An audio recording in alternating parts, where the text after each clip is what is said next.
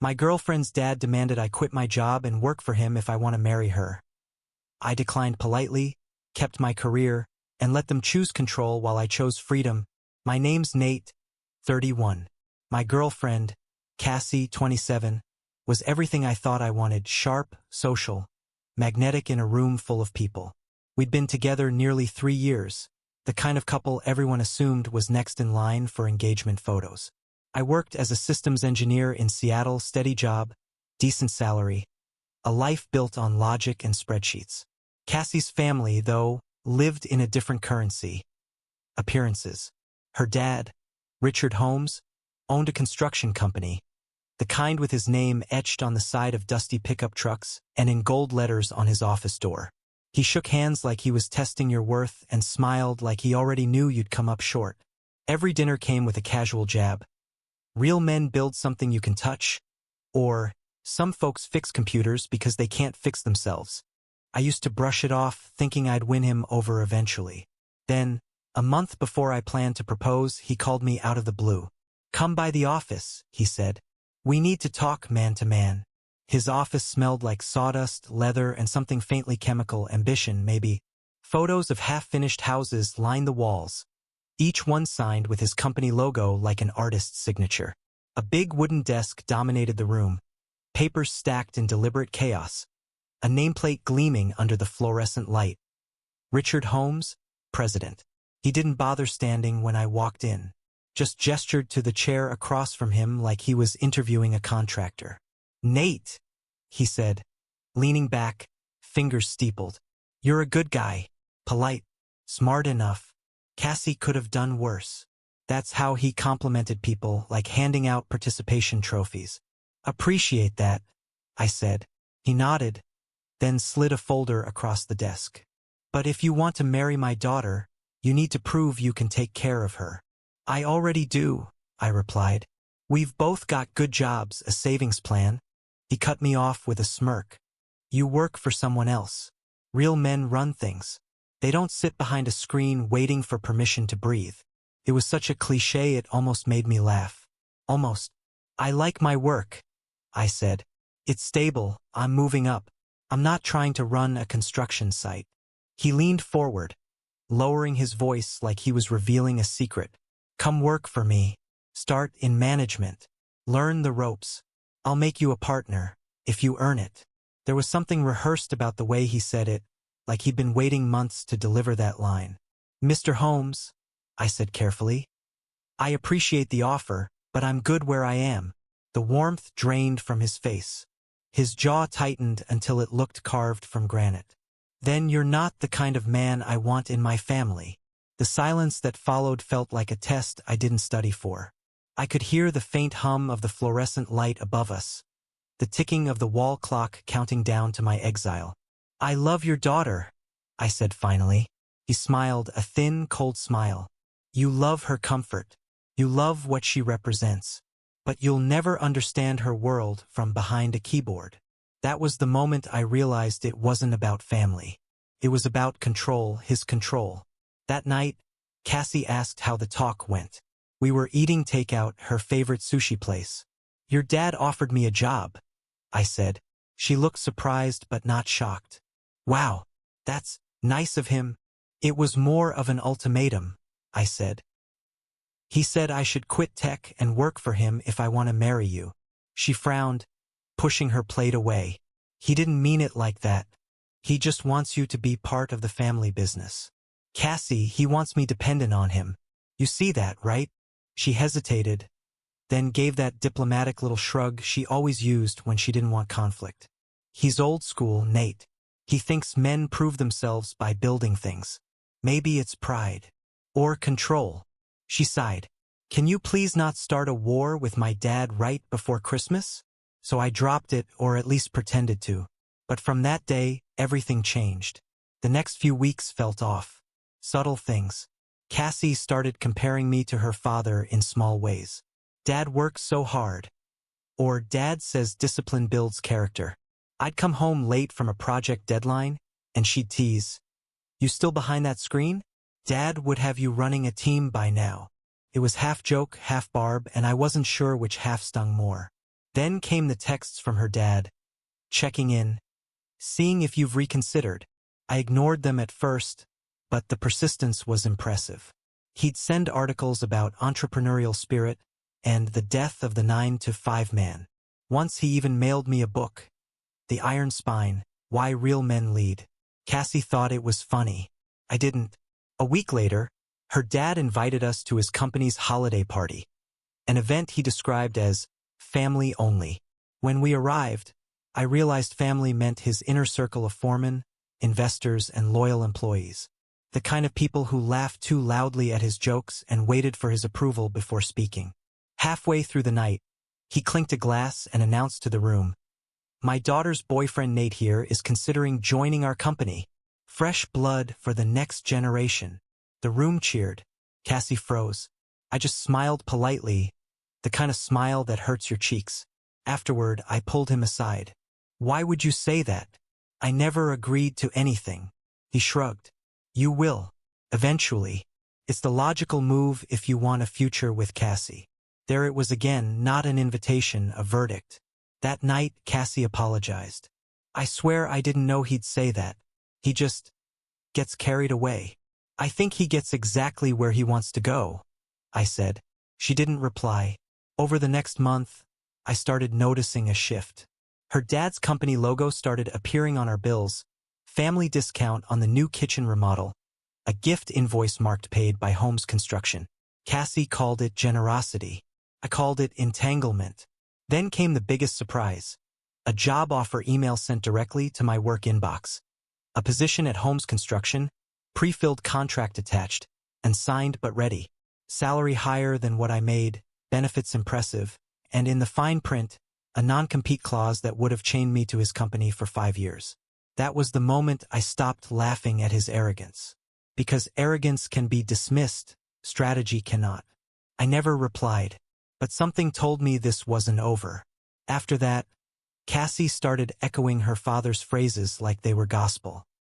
"He just wants stability," she'd say, as if repeating it enough times would make it sound reasonable. "He built everything from nothing, Nate. He just wants to know I'll be safe." Safe, that was her favorite word. As if I was a risk, a variable that couldn't be trusted without her father's stamp of approval.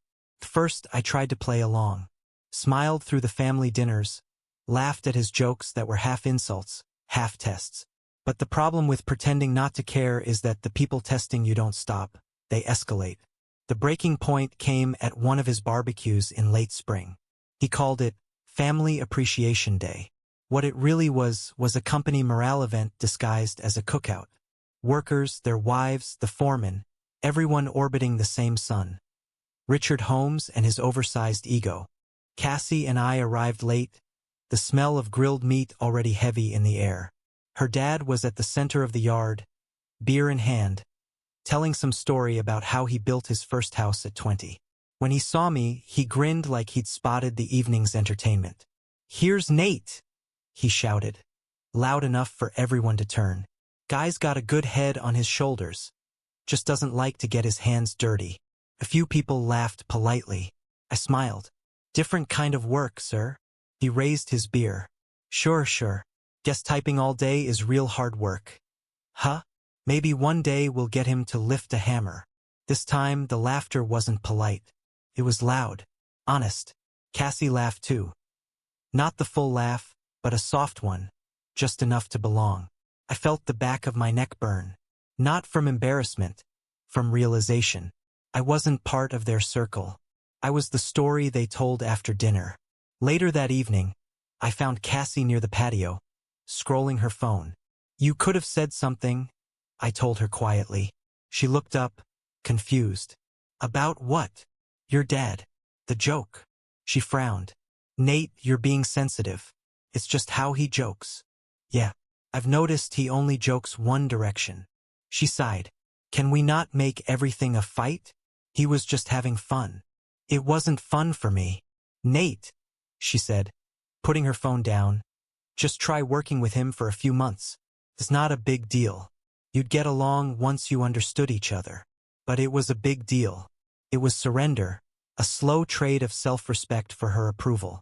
Over the next few weeks, the pressure became subtle, sophisticated. Her dad started calling me directly about projects. "Hey Nate, thought you could take a look at the site plans. Maybe help with the software side of things." Always framed as opportunities to help the family. I declined politely each time, but he never stopped. Then Cassie began staging little interventions. Dinner with her parents by coincidence. Surprise visits to job sites, just to see what Dad's working on. She'd introduce me to contractors as if I were already part of the company. "This is Nate," she'd say brightly. "He's probably joining us soon." I'd smile for the camera, shake hands, then see the entire drive home. One night, after another awkward dinner, I told her flat out, "Cassie, I'm not joining your father's company. I'm not quitting my job. End of discussion." She looked at me like I'd confessed to cheating. "Why are you so stubborn about this? He's offering you a future." "I already have one, but not one that includes my family." That line landed like a punch. Because for Cassie, family meant her father, not us. Things got worse when my company offered me a promotion. A transfer to Portland for a management role. It was a big step, one I'd been working toward for years. When I told Cassie, she didn't congratulate me. She stared like I'd just told her I was moving to Mars. "So you'd leave?" she asked. "It's 2 hours away, Cass. I'd commute or we could move together. It's a great opportunity." Her lips tightened. "You're not thinking about what this does to us. It gives us options. Better pay, better hours, and less time with my family. That's the point." Her silence said everything. 2 weeks later came the final humiliation, her birthday dinner. Her dad rented out a private room at a steakhouse downtown. All mahogany and arrogance. Halfway through the meal, between courses, he stood up with that same smug grin. "Everyone, raise your glasses," he said. "To my daughter, and to Nate, who's finally coming around to the family business." The table erupted in cheers. Cassie smiled, radiant, like she'd just been crowned. I froze.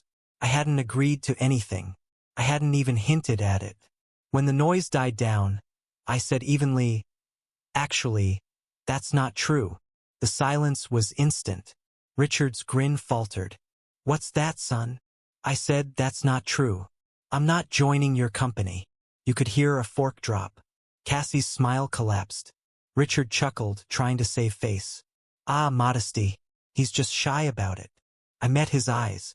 "No, sir. I'm not shy. I'm just not for sale."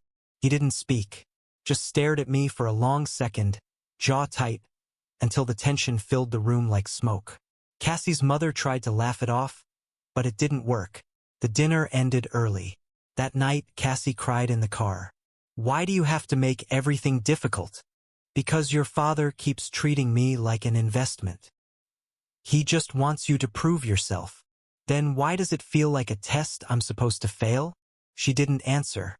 She just stared out the window, tears streaking her makeup, whispering, "You're making me choose between you and my family." I didn't respond, but somewhere deep down I realized she already had. The irony is that by the time the wedding rolled around, I wasn't even angry anymore. Just tired. Tired of defending myself. Tired of pretending Cassie's family was normal.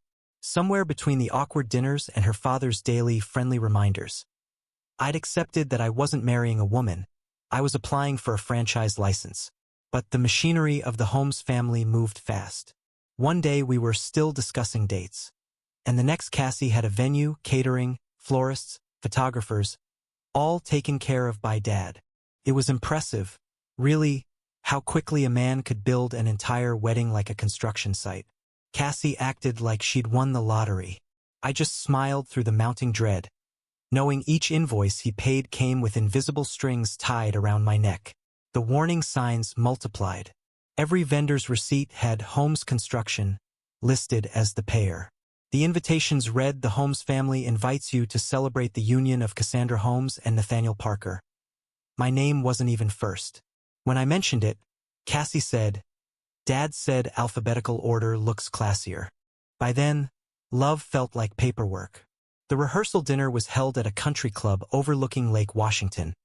White linens, crystal glasses, and more of her father's employees than friends. A banner hung across the head table. Holmes Construction, a family legacy. That's when I finally understood. This wasn't a wedding. It was a marketing campaign. Her father was in his element, making rounds, shaking hands, bragging about expanding the family and the business. Cassie floated beside him, glowing, repeating phrases like Holmes' legacy and next chapter. I watched from my seat, sipping a drink, and felt like an extra in someone else's movie. When the dinner plates were cleared, Richard stood, glass in hand, and clinked it for attention. His voice boomed across the room. Friends, family, partners. Tonight we celebrate not just love, but the strength of building something that lasts. Holmes Construction started with one man and a dream. Now, that dream continues with my daughter, and soon, her husband, Nate, who's joining the team to keep it all in the family. Applause erupted. Cassie beamed. Every face in the room turned toward me, waiting for the grateful nod, the proud smile of a man who'd just been knighted. I smiled, just not the way they expected. When the noise settled, I raised my own glass. Actually, I said, steady and clear, I'm staying in my own career. It took a second for the words to register. Then the room went silent. Not polite silence, impact silence. Cassie's smile froze midair. Her father's expression curdled into something primal. He slammed his palm against the table, rattling the glasses. Then there is no wedding. I set my glass down, met his eyes, and nodded once. Guess we agree on something. Cassie gasped, color draining from her face. Nate, don't do this. Do what? Tell the truth. Her father stood, chest puffed like he was ready to swing. You ungrateful little. I gave you everything. You'd have been part of something bigger than yourself. I already am, I said quietly. It's called my life. He turned to the crowd, voice rising again. You see? No backbone. Just like I said, a man who hides behind a desk. Maybe, I said, standing now too. But at least I don't hide behind my daughter. The sound that followed was somewhere between a gasp and a collective heartbeat. Then I walked out. Not a dramatic storm-off, just calm steps, measured, final. Cassie called after me once. I didn't turn around. The fallout began before I reached my car. My phone buzzed non-stop. Cassie, her mother, a few mutual friends who'd just witnessed a scene. I didn't answer any of them. I drove home, unlocked my apartment door, and felt something I hadn't felt in months. Silence.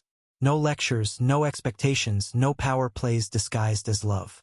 The next morning, I packed up the ring, mailed it to her address with a short note.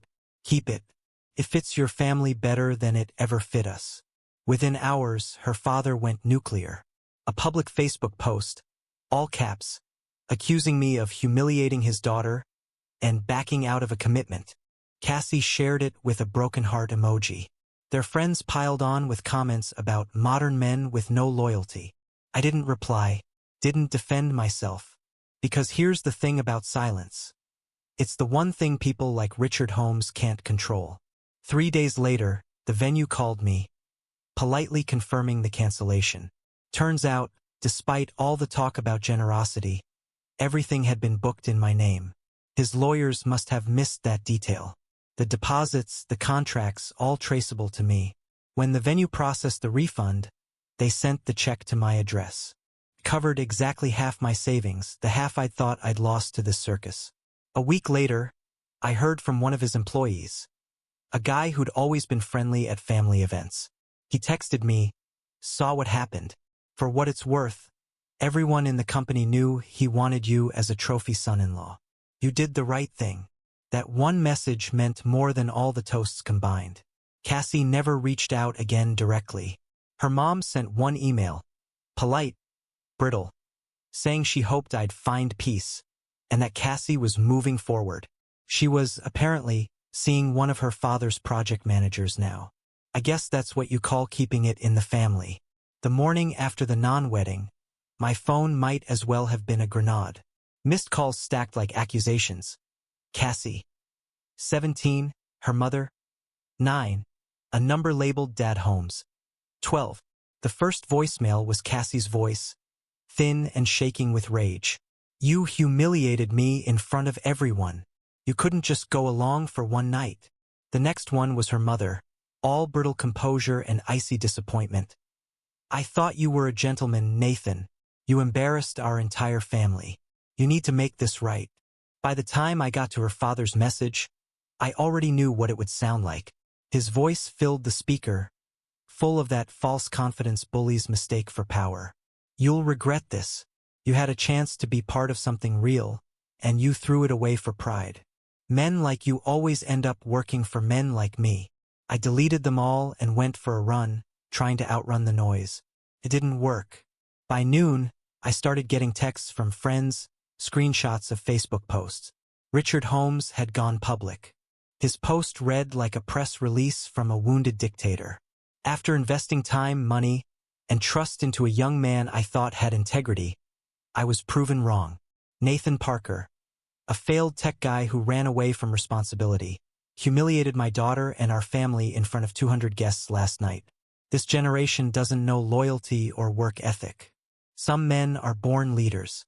Others just talk about it. It had over 100 likes and 24 comments in an hour. The echo chamber formed fast. So sorry for Cassie. You dodged a bullet, Richard. Lazy men hide behind laptops. I didn't respond. Silence again. But the silence didn't protect me this time. It just gave them room to build their story. By afternoon, it got worse. My manager called. Hey, Nate. We got an email this morning from someone named Richard Holmes. Says you were conducting personal business on company time and using corporate resources to plan a wedding fraudulently. I'm assuming this is nonsense, but HR has to review it. For a moment, I couldn't speak. I just laughed. A hollow, disbelieving sound. Of course he did. HR did the review. Pulled my logs, my time entries, everything. The report came back clear within a day. My boss even apologized. Guy's unhinged, he said. We're filing his email under harassment. Still, it left a mark. Not on my record, on my faith in people. To them, destroying my reputation wasn't vengeance. It was justice. Their version of control had been ripped away, so they went after the only thing they thought I valued more than their approval. My credibility. Meanwhile, Cassie had pivoted from anger to martyrdom. On Instagram, she posted a black and white photo of her engagement ring on a windowsill with the caption, "Sometimes love isn't enough when pride gets in the way." It exploded, over 1,000 likes, 100 comments, all sympathy and validation. You deserve better. Stay strong, Queen. 2 days later, a friend from college texted me, "Dude, she's saying you were emotionally abusive? That you made her feel unsafe?" My stomach dropped. I checked her page again. Another post. This one long, written like a memoir. I tried to love someone who didn't believe in family, who mocked my father and made me feel small for wanting stability. Sometimes walking away is the only way to protect your peace. The replies were exactly what you'd expect. Women from her yoga group, co-workers, even distant relatives praising her bravery. The story had changed completely. In their world, I wasn't the guy who refused to be controlled. I was the heartless tech bro who abandoned a devoted fiancée on her big night. For a few days, I considered firing back, posting screenshots, explaining the manipulation, the ultimatums, the way her father tried to buy my compliance. But I didn't. People don't believe the quiet ones when the loud ones tell better stories. And I wasn't going to fight a PR war with a family that treated perception like oxygen. Instead, I documented everything. Saved every email, every post, every message. My friend James, the kind of guy who knows a little about everything, told me, "Get ahead of it. Don't react. Just record. You'll need receipts when they run out of lies." He was right.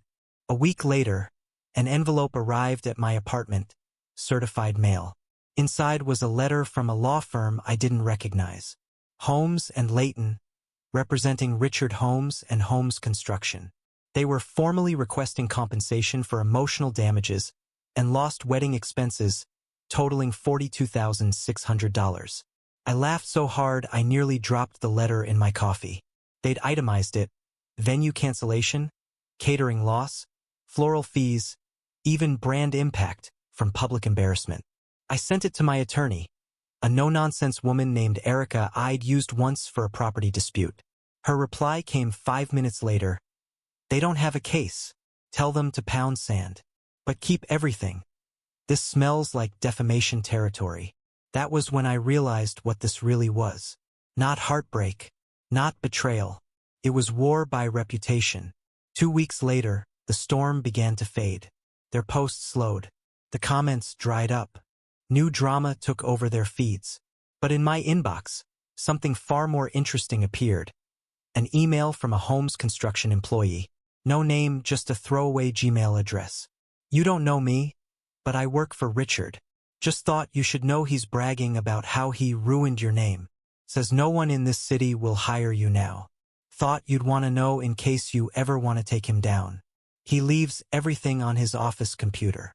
I read it twice, then smiled. They thought I'd walked away empty-handed. What they didn't realize was that silence isn't surrender. It's strategy. The empire Richard Holmes built on control was about to collapse. Not because I attacked it, but because I stopped feeding it. For months later, my phone buzzed. The message was short, almost casual. Dad regrets what happened. We can fix this. Cassie. I didn't reply. Not once. The message sat there, staring back at me like a cautionary tale, a reminder of the past, and I let it fade into silence. Through mutual friends, I heard about the fallout on their side. Lawsuits, unpaid contracts, vendors walking off sites, and the relentless negative press from clients. Homes construction, the empire that had once seemed invincible, was crumbling under the weight of its own arrogance. I felt no satisfaction, no glee, not even schadenfreude, just relief. Relief that I hadn't signed away my life to someone else's idea of what a man should be. Relief that I hadn't traded love for control. Relief that I could sit in my apartment, sip coffee, and finally breathe without feeling measured against someone else's ego. I lost a wedding, some friends who were only spectators in their narrative, and a few $1,000s in deposits. But what I kept was far more valuable. My dignity, my autonomy, my career, and my freedom. People still ask me if I regret walking away. I don't, because I didn't just quit their family. I escaped a lifetime of control disguised as love. I still see Cassie from time to time, usually in photos on social media, always smiling in a frame of someone else's creation. But I feel nothing but calm. The future is mine to build. My hands are free. My mind is clear. And sometimes that's the only victory worth having.